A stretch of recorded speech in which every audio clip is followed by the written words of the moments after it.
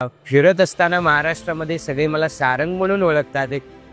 या मालिकेने मला नवी ओळख दिली. भक्ती देसाई कलाकार, तिच्यासोबतचे रील्स गाण्याचे विशेष लोकप्रिय व्हायला लागले. तर मग तुमची जाहिरात माध्यमात सुरुवात कशी झाली आणि पहिली ऍड कोणती होती? आता कास्टिंगची प्रोसेस ना कोविड पर्यंत खूप वेगळी होती. कोविड नंतर खूप सोपी झाली. कास्टिंग डिरेक्टर्सचे नंबर मिळवण्यासाठी तुम्हाला थोडंसं फिरावंच लागतं. आपले लक्ष्मण उतेकर, ज्यांना आता आपण छावाचा दिग्दर्शक म्हणून ओळखतो, हे उत्तम सिनेमॅटोग्राफर आहेत. मी त्यांच्यासोबत जाहिराती केली. ॲक्शन म्हटल्यानंतर कट म्हणेपर्यंत 4 सेकंदाचा वेळ असतो. त्या 4 सेकंदात तुम्हाला तुमचं बोलायचं असतं किंवा ॲक्शन करायचं असतं. फक्त ऑनलाईन खोटे कास्टिंग कंपनीज आणि कोऑर्डिनेटर्स पण खूप आहेत. मी एक गोष्ट तुम्हाला सांगतो, पैसे देऊन कास्टिंग कुठल्याही जाहिरातीचं होत नाही. जे शासन मान्य आहे त्याची जाहिरात कलाकारांनी केली तर तुम्ही कलाकारांना का नावं ठेवता, का त्यांच्या चारित्र्यावर चिखल फेकतात? कलाकार म्हणा, इन्फ्लुएन्सर्स म्हणा, युट्यूबर्स म्हणा, सॉफ्ट टार्गेट आहे. पटकन त्यांच्यावर खूप चिखलफेक होते. उत्सव हे साजरे व्हायला हवेत, निर्विवाद आहे, त्यात काही वाद. पण त्याचं स्वरूप सध्या अकराळ विक्राळ व्हायला. लोकांनी विचार केला पाहिजे. आता मूर्त्यांची भव्य दिव्य काय गरज आहे? 25 फुटी मूर्ती काय, मला कळतच नाही. आज गेले 15 दिवस रोज कुठला तरी आगमन सोहळा मी जाताना अनुभव.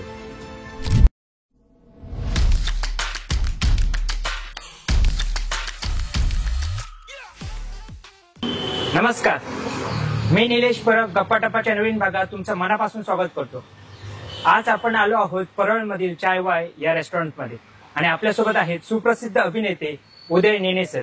तर आज आपण त्यांच्यासोबत जाहिरात या माध्यमाबद्दल बऱ्याच गप्पा मांडणार आहोत.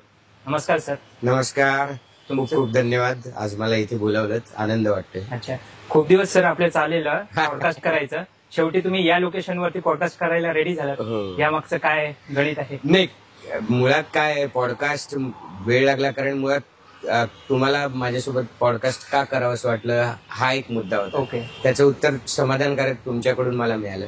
आणि कुठे करावं, आता ती जागा पण आपल्या जवळची पाहिजे, बरोबर, विशेष पाहिजे.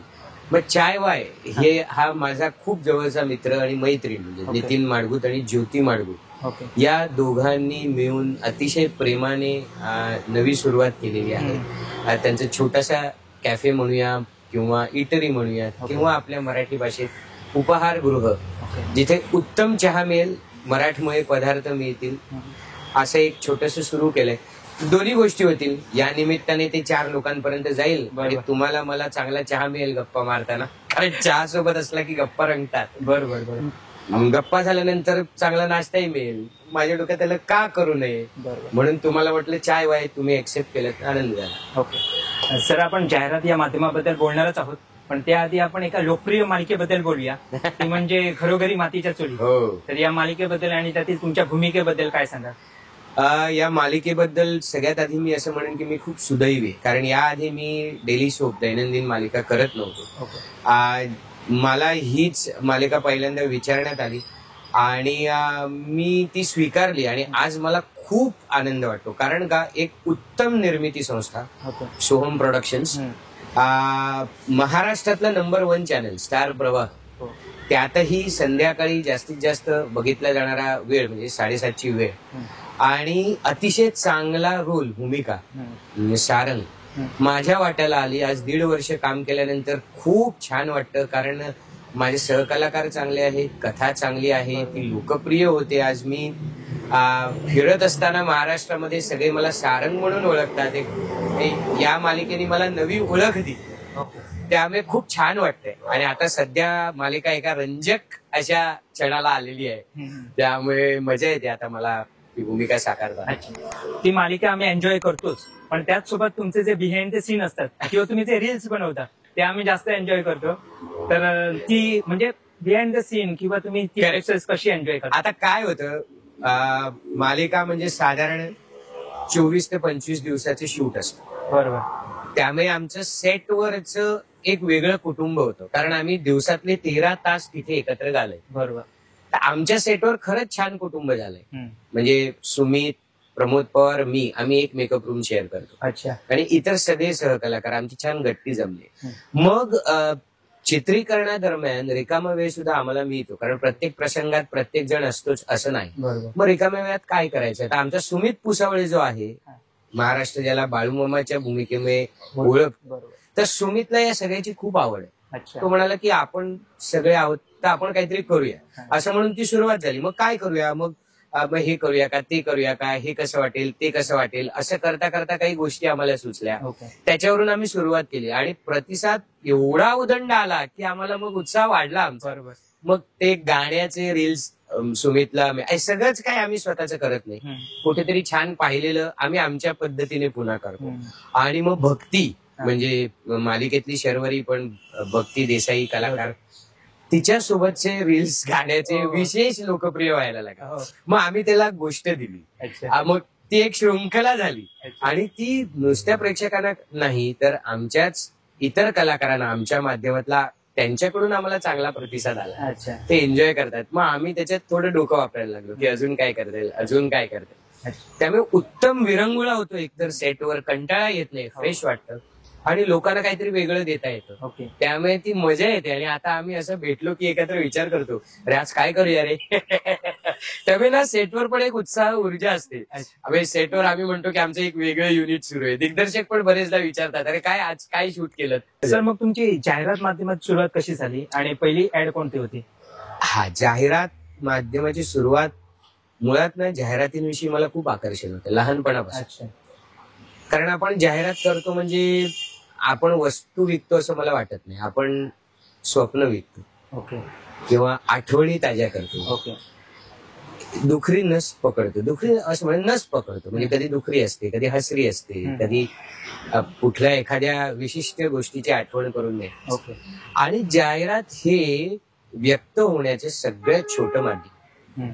20 सेकंदात गोष्ट सांगायची, 30 सेकंदात गोष्ट सांगायची, 45 सेकंदात गोष्ट सांगायची. त्यामुळे हे सगळ्यात कठीण आव्हान. त्यामुळे मला जाहिरातींचं आकर्षण सुरुवात लहानपणापासून होतं. मला धाराची जाहिरात, अच्छा, किती जाहिराती आहेत बघ, जरा खरवडलं तर सगळ्या आठवणी आपल्या जाग्या करणाऱ्या इतकं प्रभावी माध्यम आहे. तर मी जेव्हा पूर्णवेळ अभिनय करायचं ठरवलं, म्हणजे अभिनेता म्हणून कारकीर्द करायची ठरवली, तेव्हा मला असं वाटायला लागलं की आपल्याला या गोष्टीचं इतकं आकर्षण आहे तर आपण त्याचा भाग का असू.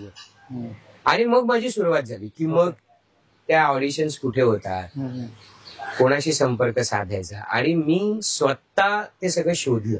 ओके. मी पूर्वी आरामनगर असेल, चार बंगला असेल, त्या ठिकाणी ऑडिशन्स व्हायच्या, मी तिथे जायचो.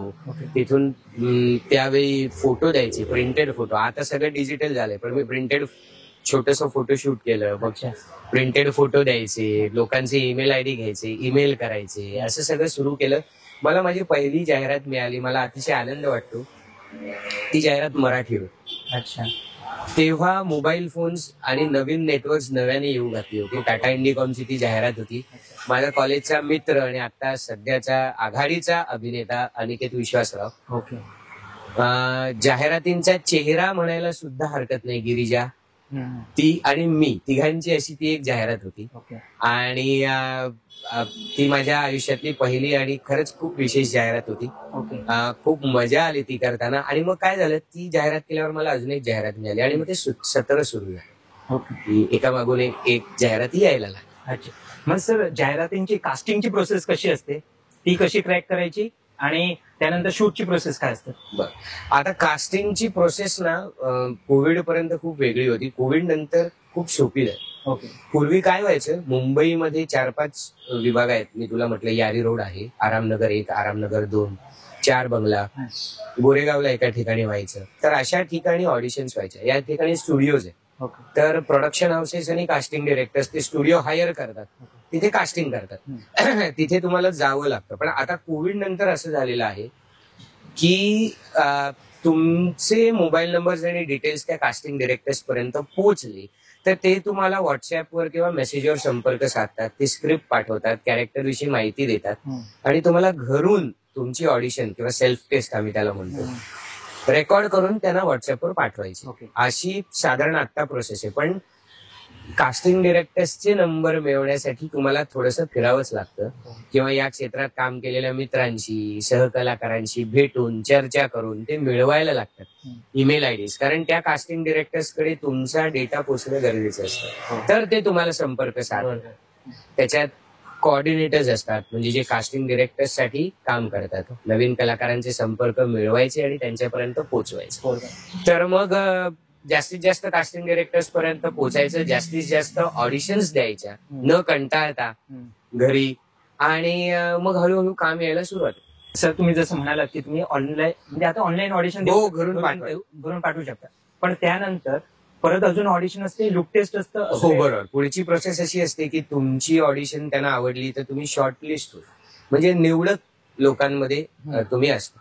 मग ते तुम्हाला कळवतात की ओके आम्हाला आवडलंय, तर जे काही पुढे जाणार आहेत क्लायंटकडे, म्हणजे समजा आता कोलगेट असेल तर कोलगेटकडे ते ऑप्शन्स जातात. कोलगेटचे जे प्रतिनिधी आहेत ते आणि एजन्सी ज्यांनी स्क्रिप्ट लिहिली आहे ते ठरवतात की अंतिम कोणाला करायचं. मग त्याला आम्ही शॉर्टलिस्टिंग म्हणतो. शॉर्टलिस्टेड ऍक्टर्स तुम्ही असाल तर मग शूटिंग कुठे आहे, कधी आहे, मानधन किती आहे, या गोष्टींची चर्चा होते, ते अंतिम होतं.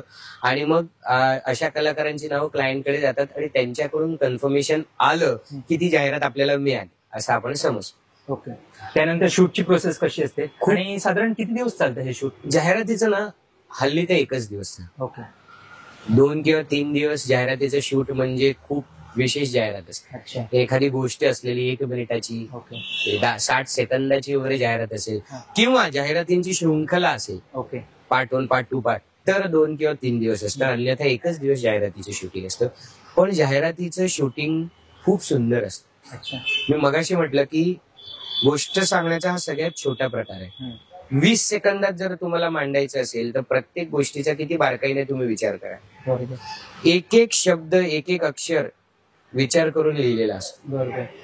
तसंच प्रत्येक लोकेशन, प्रत्येक कपडा, प्रत्येक आर्टिस्ट, त्याचा लुक विचार करून केलेला असतो. आज आपण लाईट्स, तुम्ही इंटरव्ह्यू साठी सुद्धा 2 लाईट्स लावले.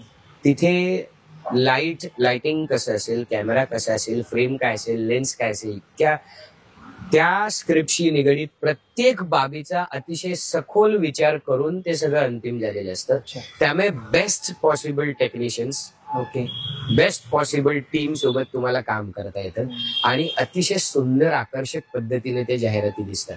त्यामुळे सुद्धा मला खूप मजा येते, कारण आपल्या इंडस्ट्रीतले जे टॉप सिनेमॅटोग्राफर्स आहेत, संतोष शिवन साहेब असतील, मणिकंदन साहेब असतील, अभिक मुखोपाध्याय असतील, आपले लक्ष्मण उतेकर ज्यांना आता आपण छावाचं दिग्दर्शक म्हणून ओळखतो, ते उत्तम सिनेमॅटोग्राफर आहेत. मी त्यांच्यासोबत जाहिराती केली. अशा लोकांसोबत, अशा तंत्रज्ञांसोबत काम करायची संधी तुम्हाला मिळते, शिकायला मिळतं. त्यामुळे जाहिरातीचं शूटिंग खूप छान असतं, शांतपणे होतं, कारण 20च सेकंदाचं काम काढायचं असतं. त्यामुळे प्रत्येक गोष्टीचा विचार करून शांतपणे खूप सुंदर शूटिंग एकच दिवस जनरली असतं. आपण सर मालिकांचं शूट बघतो, तिथे स्क्रिप्ट आपल्याला त्याच दिवशी मिळते. हो ना. पण ऍड मध्ये कसं होतं? ऍड मध्ये आधी स्क्रिप्ट मिळते. ओके. ऍड मध्ये मी म्हटलं ना, बरेचदा जाहिरातीच्या शूटिंगच्या आदल्या संध्याकाळी दिग्दर्शक कलाकारांना भेटतो. अरे वा. त्यांना समजावतो की लेखकाला काय मांडायचं, या जाहिरातून मला काय सांगायचं, मला तुमच्याकडून काय हवंय, त्याची तालीम होते, रिडिंग होते. ओके. आणि मग तेवढी क्लॅरिटी असते आम्हाला दुसऱ्या दिवशी फ्लोअरवर जा की आपल्याला काय करायचं. कारण मी तुम्हाला सांगतो, 4 सेकंदाचा एक शॉट असू शकतो. अच्छा. ऍक्शन म्हटल्यानंतर कट म्हणेपर्यंत 4 सेकंदाचा वेळ असतो. त्या 4 सेकंदात तुम्हाला तुमचं बोलायचं असतं किंवा ऍक्शन करायची असते. त्यामुळे कलाकाराला सुद्धा काम करताना खूप विचार करावा लागतो. त्यामुळे आदल्या दिवशी एक सेशन होतं, प्रत्येक वेळेला होतं असं नाही, पण काही काही कलाकार करतात एकत्र, जसंच्या तसं करून पण घेतात. ओके. त्यांनी पण मदत हो. आणि त्यामुळे शूटिंगच्या दिवशी मग ते सोपं जातं. स्क्रिप्ट आधी कळलेली असते, वाक्य आधी माहित असते, भरपूर बोलायचं नसतं जाहिरातीत. बरेचदा फक्त ऍक्टिंग करायची असते, एक्सप्रेशन, हावभाव जास्त असतात. त्यामुळे स्क्रिप्ट आदल्या दिवशी असते, क्लॅरिटी असते, त्याच्यात शक्यतो बदल होत. ओके. त्यामुळे मस्त मजा येते. आधीच माहित असतं काय करायचं, किती शॉट्स आहेत, स्टोरी बोर्ड असतो प्रॉपर. ओके. किती शॉट्स घेणार आहेत, काय मॅग्निफिकेशन असणार आहे, एवढी क्लॅरिटी असते शूटिंगच्या बाबतीत जाहिरातीची. सर, जाहिरात या माध्यमात काम करण्यासाठी ऍज अ ऍक्टर काय क्वालिटीज असल्या पाहिजे? हे बघा, जाहिरातीसाठी काही विशेष क्वालिटी असली पाहिजे असं मला वाटतं. ओके. अभिनेता म्हणून तुम्ही स्वतःला किती चांगलं करू शकता जास्तीत जास्त तो प्रयत्न शेवटपर्यंत आपल्याला करावा लागतो. कारण तुम्ही जर उत्तम अभिनेता असाल तर अभिनय सारखाच आहे, तंत्र थोडं बदलतं. ओके. त्यामुळे असं जाहिरातीसाठी विशेष असं काही नाही. ओके. पण मनापासून जसं आपण स्टेजवर काम करू, चित्रपटात काम करू, वेब सिरीज मध्ये काम करू, तसंच जाहिरातीत काम करायचं. त्यामुळे वेगळं काही करावं लागत नाही. तुम्ही तुमच्या सगळ्यात चांगल्या जाहिरातीमध्ये दिसता कारण ते तुमच्यावर भरपूर काम करतात, तुमच्या दिसण्यावर. ओके. त्यामुळे you look relief best, your best. Okay. तुमच्या जाहिरातीमध्ये क्लॅरिटी असणं खूप गरजेचं आहे. ते एक महत्वाचं आहे. 4 सेकंदाचा, 3 सेकंदाचा, 10 सेकंदाचा, 12 सेकंदाचा शॉट असेल तर ऍक्टरला एकाग्र होऊन ते सगळं तेवढ्या वेळात करावं. प्लस काही एक्सप्रेशन वरती वगैरे काम करावं लागतं किंवा ते चांगलं असलं नाही. पाहिजे त्यासाठी. काय आहे, एक्सप्रेशन हे कलाकाराचं मुख्य असतं. बरोबर. त्यामुळे त्याच्यावर त्याची हुकूमत असते. त्यामुळे त्याच्यावर काय असं वेगळं काम करावं लागत. अच्छा. अच्छा. आणि ते चांगलं असतं म्हणून निवड चाचणीतून तुमची निवड झालेली असते. बरोबर. त्यामुळे असं जाहिरातीसाठी कलाकाराला वेगळं काही करावं लागत. ओके. तुम्हाला अभिनय येत असेल तर तोच अभिनय तिथे सादर करायचा आहे. दिग्दर्शक बरोबर त्याला हवं ते काढून देत. सर, जाहिरातींसाठी असे कोणते कास्टिंग एजन्सीज आहेत किंवा कास्टिंग डिरेक्टर आहेत म्हणजे जे नवोदित कलाकार आहेत त्यांना जाहिरातींमध्ये काम करायचं असेल तर कोणाला अप्रोच करू शकतात? नाही, असं नवीन नवोदित कलाकार किंवा असं नाही आहेत. कास्टिंग डिरेक्टर्स खूप आहेत, त्यांची नावं किती घ्यावी आणि किती घेऊ नये असं आहे. पण तुम्ही जर आरामनगर, मुंबईची गोष्ट करतो मी, मुंबईमध्ये सातबंगल्याला आरामनगर 1 आणि आरामनगर 2 असे भाग आहेत. तिथे जर गेला तर तिथे खूप सारे स्टुडिओज आहेत. ओके. तिथे तुम्हाला एक 5-6 दिवस तुम्ही जर घालवलेत, दिवसातले 5-6 तास जरा फिरलात, चौकशी केली तर खूप साऱ्या कास्टिंग कंपनीज तिथे आहेत. कास्टिंग चालतं तिथे. कलाकारही खूप असतात बाहेरून आलेले स्ट्रगल करायला. तिथे असतात, एकत्र भेटतात, चहा घेतात, गप्पा मारतात, सुख दुःख वाटून घेतात. त्यांची ओळख झाली तर त्यांच्याकडून तुम्हाला खूप सारी माहिती मिळू शकते की कुठे कास्टिंग सुरू आहे. कोऑर्डिनेटर्स असतात. फक्त ऑनलाईन खोटे कास्टिंग कंपनीज आणि कोऑर्डिनेटर्स पण खूप आहेत. मी एक गोष्टच तुम्हाला सांगतो, पैसे देऊन कास्टिंग कुठल्याही जाहिरातीचं होत नाही. एवढा अनुभवातनं मी तुम्हाला ठामपणे सांगतो की तुम्ही मला 2000 रुपये द्या, जाहिरातीत तुम्हाला काम, असं जर कोणी सांगितलं तर ते 100% खोटं आहे असं समजा. ओके. पैसे देऊन जाहिरातीचं कास्टिंग कधीच होत नाही. निवड चाचणी असते, ऑडिशन असते, त्याच्यातूनच तुमची अंतिम निवड. त्यामुळे मुंबईत जर असाल तर तिथे जाऊन माहिती मिळवा. कास्टिंग डिरेक्टर्स असंख्य आहेत. ओके. मी लिस्ट तुम्हाला दिली तर भरपूर मोठी लिस्ट आहे. लिस्ट आहे, पण थोडीशी मेहनत घ्या. तुम्ही मुंबईत आलात तर तुम्हाला 8-10 दिवसात बऱ्यापैकी माहिती मिळेल. काही इतर सहकलाकारांच्या संपर्कात राहिला तर पूर्ण माहिती मिळेल. आणि ऑडिशन देत राहिलात तर त्यांचा कास्टिंग डिरेक्टर्सचा पण एक ग्रुप असते. ओके. ते पण एकमेकांना मदत करत असतात की या कॅटेगरीमध्ये किती ऍक्टर्स आहेत, मला हा दे, तुला तो दे. ते वाढत जात. सर, काही ऍक्टर्स पान मसाला असेल किंवा रमी असेल यासारखे गेम्सची ऍड करतात, तर त्याच्यामुळे त्यांना बऱ्याच वेळेला ट्रोलिंगचा सामना करावा लागतो. तर याबद्दल तुमचं काय मत आहे? हे बघा, कलाकार म्हणून कुठल्या पदार्थाची जाहिरात करावी आणि करू नये हा सर्वस्वी कलाकाराचा प्रश्न. ओके. त्याच्या संस्कारांचा, त्याच्या विचारांचा प्रश्न. ओके. पण मला एक गोष्ट सांगायची की शासनाने मान्यता दिलेले काही गेम्स आहेत, काही संस्था आहेत, काही पदार्थ आहेत ज्यांची महाराष्ट्रामध्ये अधिकृत विक्री होते. ऑनलाईन ऍप्लिकेशन्स आहेत, गेम्स आहेत, ते अधिकृतरित्या तुम्ही खेळू शकता. अशा पदार्थांची किंवा संस्थांची किंवा काही ऑनलाईन यांची जर जाहिरात कलाकारांनी केली तर त्याची नैतिकता चव्हाट्यावर आणणं हे मला पटत. ओके. जे शासन मान्य आहे त्याची जाहिरात कलाकारांनी केली तर तुम्ही कलाकारांना का नावं ठेवता, का त्यांच्या चारित्र्यावर चिखलफेक करता? अरे त्यांचं ते काम आहे जाहिरात करणं, पोचवणं. तिथे वैधानिक इशारा सुद्धा असतो अशा गोष्टी जर काही असतील आक्षेपार्ह, तर तुम्ही एक कला म्हणून त्याच्याकडे का, जाहिरात म्हणून का? जर तो सरकार मान्य आहे तर त्यांनी जाहिरात तर करायला पाहिजे, तो व्यवसाय आहे त्यांचा. मग कलाकारांनी केली तर त्याच्यावर एवढी चिखलफेक का होती, त्याची नैतिकता का काढली जाते? मला हे अयोग्य. तुम्हाला ते आवडत नाही, तुम्ही नका खाऊ किंवा नका खेळू किंवा काय. हा, कलाकारांनी या जाहिराती कराव्या असू दे, अजिबात मिळत, मला पटत नाही, मी करत. पण एखाद्या कलाकारांनी, त्याचा हा व्यवसाय आहे ना, अशा किती गोष्टी तुम्ही नाकारत जा. एक संधी त्याचं आयुष्य बदलवू शकते. मग ती त्याने घेतली तर तुम्ही त्याला का नावं ठेवता? मला हा प्रकार आवडत नाही. मला असं वाटतं की लोकांनी याचा विचार करायला पाहिजे. कलाकार म्हणा, इन्फ्लुएन्सर्स म्हणा, युट्यूबर्स म्हणा, सॉफ्ट टार्गेट आहे. पटकन त्यांच्यावर खूप चिखलफेक होते आणि मग वैयक्तिक आयुष्य आणि सगळं काढलं जातं. मला वाईट वाटतं या सगळ्यांशी. मी असं सांगेन की असं करू नका. शेवटी त्यांचं पोट आहे या व्यवसायावर आणि जे सरकार मान्य आहे, जे नियमात बसणार आहे त्याची जाहिरात का करू नका? ओके. सर, आता हे जाहिरात माध्यम खूप झपाट्याने बदलत आहे. पहिली जाहिरात फक्त टीव्हीवरती वगैरे यायची, आता सोशल मीडियावरती किंवा हे डिजिटल प्लॅटफॉर्म्स वरती येते. करेक्ट. तर याकडे कसं बघता तुम्ही? खूप खरंच बदललं आणि मला हा बदल जाणवला. याचं कारण मी 2009-10च्या आसपास फुल टाइम प्रोफेशनल ऍक्टर म्हणून काम करायला सुरुवात केली. माझी पहिली जाहिरात मी 2009 मध्येच केली. तेव्हा डिजिटल माध्यम उपलब्ध नव्हतं. जाहिराती या प्रामुख्याने टीव्हीसाठी, सिनेमागृहांसाठीच केल्या जायच्या. त्यामुळे त्याचं स्वरूप भव्य दिव्य होतं. एखाद्या चित्रपटासारख्याच त्या शूट होत्या. गेल्या 10 वर्षामध्ये सोशल मीडिया इतका प्रभावी झालाय की आता डिजिटल माध्यमांसाठी जाहिराती केल्या जातात. त्यामुळे भव्य दिव्यता कमी झाली. कारण काय आहे, सिनेमाच्या पडद्यावर जर जाहिरात करायची असेल तर तो पडदा डोळ्यासमोर ठेवून जाहिरात लिहिली जाते, ती तशी शूट केली जाते. आता आपण 4 इंचच्या स्क्रीनवर बघतोय, तेवढी भव्यता दाखवण्याची गरज नाही. मग त्याचं स्वरूप आकर्षित गेलं थोडं थोडं आणि मग त्याचं बजेट, अर्थकारण पण कमी कमी होत गेलं. त्यामुळे आता खूप फरक पडलाय. पण त्याने असंही होतं की आता चाय वाय हे सुरुवात आहे या कॅफेची. यांचं जाहिरातीवरचं बजेट काही फार मोठं नसेल, पण आता ती एक सोय झाली की छोट्याशा बजेटमध्ये पण आपण डिजिटल प्लॅटफॉर्मवर जाहिरात करू शकतो. हे एक ऍडव्हान्टेज या मीडियाचा आहे.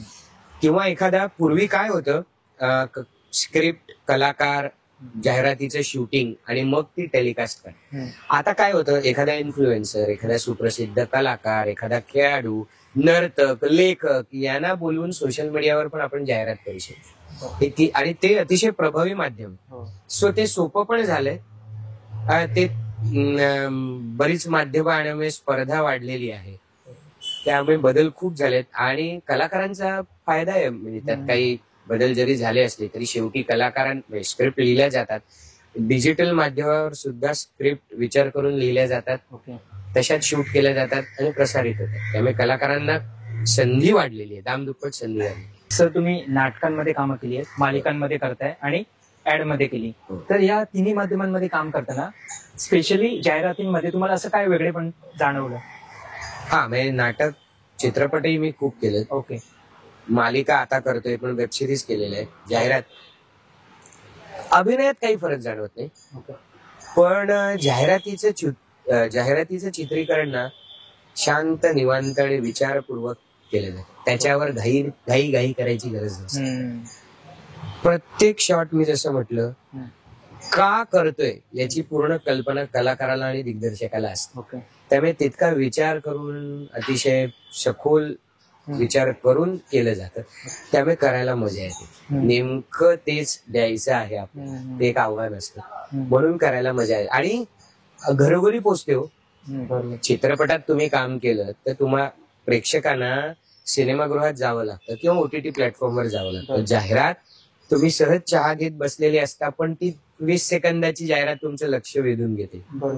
त्यामुळे तुम्ही त्यांच्या घरी पोचता थेट. त्यामुळे मला खूप आवडतं. आणि ते खूप वेळा टेलिकास्ट होत असते. भरपूर टेलिकास्ट होते आणि तुम्ही कदाचित तुमची आवडती मालिका बघत असता, पण मध्ये जाहिरात दिसते. तुम्हाला जाहिरात बघण्यासाठी टीव्ही लावावा लागत नाही. क्रिकेटची मॅच असते, फुटबॉलचा सामना असतो, कबड्डीचा सामना असतो, तुम्ही तो पाहत असता, पण माझी जाहिरात मध्ये येते त्यामुळे मी तुम्हाला दिसतो. ते एक ऍडव्हान्टेज असतं. सर, आपण जाहिरातींमध्ये बघतो की जे पदार्थ दाखवले जातात ते खूप आकर्षक वाटतात. आईस्क्रीम असेल तर ते लगेच खावंसं वाटतं. तर ते कसं शूट होतं आणि ती काय प्रोसेस असते? ती सगळी गंमत जमत आहे. बघा, जाहिरातींचं प्रमुख काम हेच आहे की प्रभावित करत, आकर्षित करत. त्यासाठी थोडस खोटं नाही म्हणणार मी, पण आकर्षक वाटेल असं स्वरूप त्या पदार्थाला दिलं जातं. मग त्यामध्ये lights, camera angle, camera lens. आणि आता तर जर खाद्यपदार्थ जाहिरातींमध्ये असतील तर ते कसे असावेत, कुठे असावेत, रंगसंगती कशी असावी, फक्त हे दिग्दर्शित करणारे दिग्दर्शक असतात. हा, की खाद्यपदार्थ कसे दिसावेत फ्रेम मध्ये, कसे प्रेझेंट व्हावेत, याचा हे दाखवण्यासाठी सेटवर वेगळे डिरेक्टर्स येतात. ते तसे रचले जातात. आता तुम्ही सॉस म्हणालात, मेयोनीज म्हणालात, मेयोनीज असं काही असेल तर ते खरे पदार्थ जाहिरातीत नसतात. ओके, त्या सदृश्य पदार्थ ते जाहिरातीत असतात. म्हणजे मेयोनीज असेल तर काही, म्हणजे ज्याने ते आकर्षक, फेविकॉल पाण्यात घालून किंवा घट्ट दाखवायचं असेल तसं वेगवेगळे पदार्थांचं मिश्रण करून ते दिसायला आकर्षक करतात. खरे पदार्थ नसतात. मला पण आधी असं वाटायचं, पण ते थोडस जाहिरातीत आकर्षक दिसण्यासाठी थोडस मुलामा देऊन असं ते सगळं केलेलं असतं. कधी कधी ऍक्च्युअल प्रोडक्ट्स पण सेटवर असतात, ते आम्हाला टेस्ट करता येतात. पण जाहिरातीत दिसतात ते खरे पदार्थ असतीलच असं नाही. ते आकर्षित करण्यासाठी, छान दिसण्यासाठीच असतं. आणि त्याच्यासाठी वेगळी माणसं असतात, वेगळं घडवलं जातं जाहिरातीच्या दिवशी दाखवण्यासाठी. रॅपर्स असतील, आवरण असतं एखादं, समजा रिनची जाहिरात असेल तर ते रिनचं आवरण असतं, ते वेगळं केलं जातं खास जाहिरात शूट करण्यासाठी. सर, तुम्ही ज्या पदार्थाची जाहिरात करता किंवा ज्या वस्तूची जाहिरात करता ते आधी ट्राय करून बघता किंवा असं काही तुमचं तत्व वगैरे आहे का, जर चांगली वाटली तरच करायची किंवा काय? हा, म्हणजे शक्यतो ज्याने माणसाला अपाय होईल अशा पदार्थांच्या किंवा सेवेच्या जाहिराती करायचं मिळतं. पण प्रत्येक गोष्ट ट्राय करून मग जाहिरात करणं प्रॅक्टिकली पॉसिबल नाही. आता कितीतरी गोष्टी, वस्तू आपण रोज वापरत असतो, कपडे, घड्याळ, टूथपेस्ट, पावडर, गॉगल, चष्मे, म्हणजे तर ते काय वापरून पाहायची गरज नसते, आपल्याला माहित असते. त्यामुळे मी तसं काही करत. मी स्वतःला जे खाऊ शकेन, मी स्वतः जे वापरू शकेन, मी स्वतः जे खेळू शकेन, मी स्वतः जे पाहू शकेन असे पदार्थ, संस्था, सेवा, त्यांच्या जाहिराती मी करतो. मी ते तत्व पाळतो. बाकी असं काही. आणि लोकांना बरेचदा असंही वाटतं की जाहिरात केली मग ते तुम्हाला मिळतं का. मला बरेचदा लोक विचारतात, गाडीची जाहिरात केली तर सर तुम्हाला गाडी मिळते का. तसं होत नाही. तसं होत नाही. ते पदार्थ मिळतातच असं नाही, ते फक्त साईटवर कधीतरी असतात. गाड्यांची जाहिरात असेल तर गाड्या असतात, त्यामुळे ते पदार्थ मिळत नाही. आम्हाला मानधनच मिळतं फक्त. आणि वापरून बघायची गरज मला वाटत. सर, गेली बरीच वर्ष तुम्ही म्हणजे या फील्डमध्ये काम करताय, तर तुमचे काय लर्निंग्स आहेत आणि ज्यांना या क्षेत्रात यायचंय, अभिनय क्षेत्रात, त्यांना तुम्ही काय सांगाल?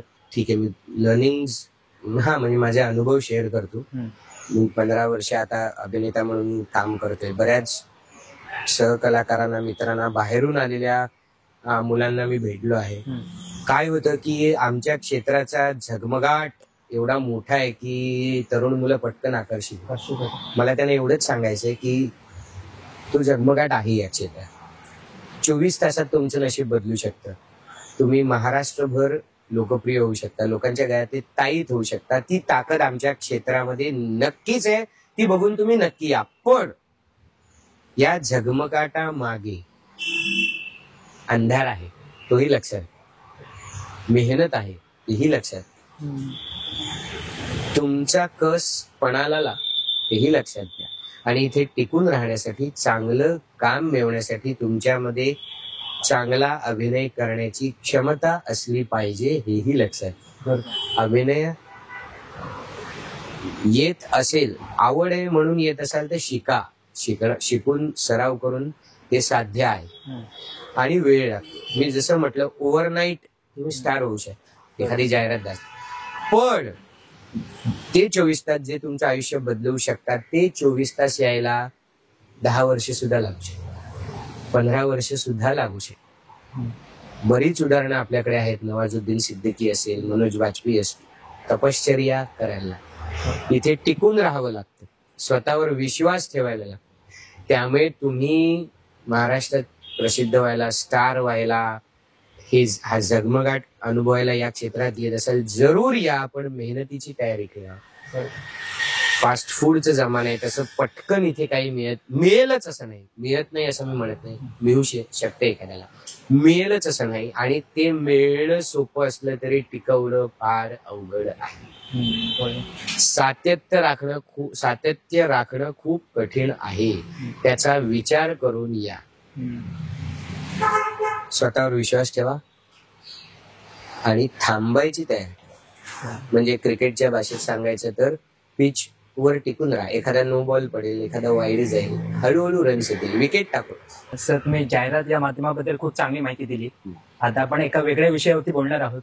आता गणेश चतुर्थीचा सण येतोय, तर आता सध्या तुम्ही ह्या सणाकडे कसं बघता? आता आपण बघतोय की यामध्ये थोडंसं ग्लॅमर आलंय किंवा कॉम्पिटिशन चालू आहे किंवा थोडंसं दिखाव्याकडे जाते. बरोबर. तर याबद्दल तुमचं काय मत आहे? काय आहे, आपण आता बघ ना, गणेशोत्सवाचा गड मानला जातो त्या भागात आपण आहोत. इथे लालबाग परळ. उत्सव हे साजरे व्हायला हवेत, निर्विवाद, त्यात काही वाद. पण त्याचं स्वरूप सध्या अकराळ विक्राळ व्हायला. म्हणजे उत्सव हे साजरे करायचे, मिरवायचे नाही. आता मला असं वाटतं की मुंबईविषयी मी बोलतोय, कारण मुंबईतलेच उत्सव, गणेश उत्सवाचं म्हटलं की इतर उत्सव मी अनुभवले, त्यामुळे मी सरसकट महाराष्ट्रातल्या उत्सवाविषयी बोलत नाही. मुंबईत तरी मला असं वाटतं की साजरे करण्यापेक्षा मिरवण्यामध्ये कल आपला जास्त आहे. आणि यात राजकारणी किंवा कुठली संस्था जबाबदार आहे असं मला वाटत नाही. तुम्ही, आम्ही नागरिक, आपण जबाबदार आहोत. आता सार्वजनिक गणेशोत्सव म्हणजे एखाद्या विभागामध्ये एकच असायला पाहिजे. हल्ली एका गल्लीत 4 सार्वजनिक गणेशोत्सव असतात, मंडळ. मग काय त्या सार्वजनिक गणेशोत्सवाचा अर्थ आहे? 4 डीजे वाजत असतात, सगळं ट्रॅफिक जाम झालेलं असतं, कितीतरी जीवांना अडचण होत असते. मग मला असं वाटतं की अरे का, जर तो सार्वजनिक आहे तर ऍटलिस्ट 1-2 किलोमीटर मध्ये एखादा असायला हवा ना. बरोबर. तर त्यातलं मांगल्य जपलं जाईल, भव्यता जपली जाईल, तिथे जाऊन पाहावं असं लोकांना वाटेल. आज मी माझ्या बिल्डिंग मधून खाली उतरलो की 4 सार्वजनिक गणपती आहे, मग मला ती अडचण वाटते ना. बरोबर. असं होतं. मग याचा विचार मुंबई सारख्या शहरामध्ये जिथे सार्वजनिक रस्ते ठिकाणं कमी आहेत अशा ठिकाणी लोकांनी विचार केला पाहिजे. आता मूर्त्यांची भव्य दिव्य काय गरज आहे? 25 फुटी मूर्ती काय, मला कळतच नाही. बरं ठीक आहे, आपला सण आपण करायला हरकत नाही, पण किमान ती मूर्ती अशा मग पूर्ण शहरात मिळून 4च असायला हव्यात ना, तर लोक जाऊन बघतील. ते आता प्रत्येक गल्लीचा राजा झालाय. माझ्या गल्लीत 25 फुटी गणपती आहे, बाजूच्या गल्लीत 25 फुटी गणपती आहे, त्याच्या बाजूच्या गल्लीत 25. अरे मग असं करून निसर्गाची किती हानी होते ना. आकर्षणही राहत नाही. आज जर अख्ख्या मुंबईत 4च सार्वजनिक गणपती असतील, किती मजा येईल तुम्ही सांगा. आणि हल्ली मी बघतो की पूर्वी जसं स्थानिक लोकांसाठी स्पर्धा व्हायच्या, नाटकं व्हायची, वादविवाद स्पर्धा, वक्तृत्व स्पर्धा, गायन स्पर्धा, मला याचं प्रमाण कमी झालेलं दिसतं. आता डीजे असतो, काही नाटकं काही ठिकाणी होतात, पण असे सांस्कृतिक कार्यक्रम होतात का याविषयी मला कारण जागा नाहीये. मला आठवतंय, मला एक लहानपणी मोठं स्टेज असायचं गणेशोत्सव माझी कला सादर करण्यासाठी. कुठला तरी एक विचार लोकांपर्यंत पोहोचवण्यासाठीचं सशक्त माध्यम होतं.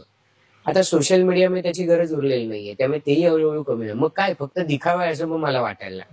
त्यामुळे मला असं वाटतं की आपले सण, आपले उत्सव याच्याविषयी आपण थोडं सजग राहायला हवं. लोकांनी, तुम्ही आम्ही विचार केला तर फरक पडणार. तुम्ही आम्ही मंडळाचा भाग असतो की हो, आपण म्हणायला पाहिजे अरे नको एवढी मोठी मूर्ती. आगमन सोहळे कुठे होते हो आगमन सोहळे? बरोबर. हा, विसर्जनाची तास चालू असतात आणि ट्रॅफिक वगैरे जाम होऊन जातं. का आगमन सोहळा? अरे ठीक आहे तुम्ही, बरं मग तुम्हाला जर करायचं असेल तर मंडळापुरता करा. आज गेले 15 दिवस रोज कुठला तरी आगमन सोहळा मी जाताना अनुभवतो. लोक नाचतात, नाचावं, त्याबद्दल माझा आक्षेप नाही, आनंद व्यक्त करावा. पण आता हे वाढायलाच लागले हो. पाद्यपूजन सोहळा, मुखदर्शन सोहळा, अरे काय आहे? त्याला गर्दी आणि त्याचं मार्केटिंग करायचं की तुम्ही बाईट द्याल का, तुम्ही असं कराल का, तुम्ही तसं कराल का. कशासाठी मला प्रश्न पडतो, हे सगळं कशासाठी करतोय आपण? याची गरज आहे का? मुंबई सारख्या शहरात तर याची गरज आहे का? मग ते साजरं करण्यातली गंमत निघून जाते ना त्या दिखाव्यामध्ये. त्यामुळे मला खरंच असं म्हणायचं वाटतं की आपण विचार करायला हवा. तुम्ही आम्ही नागरिक आहे, तुम्ही आम्ही सांगायला पाहिजे आपल्या मंडळाला, अरे नको एवढा मोठा गणपती. सजावट 2-2, 3-3 करोडच्याही सजावटी असतात, देखावे असतात. गरज आहे का? ते आकर्षण आता उरलं आहे का?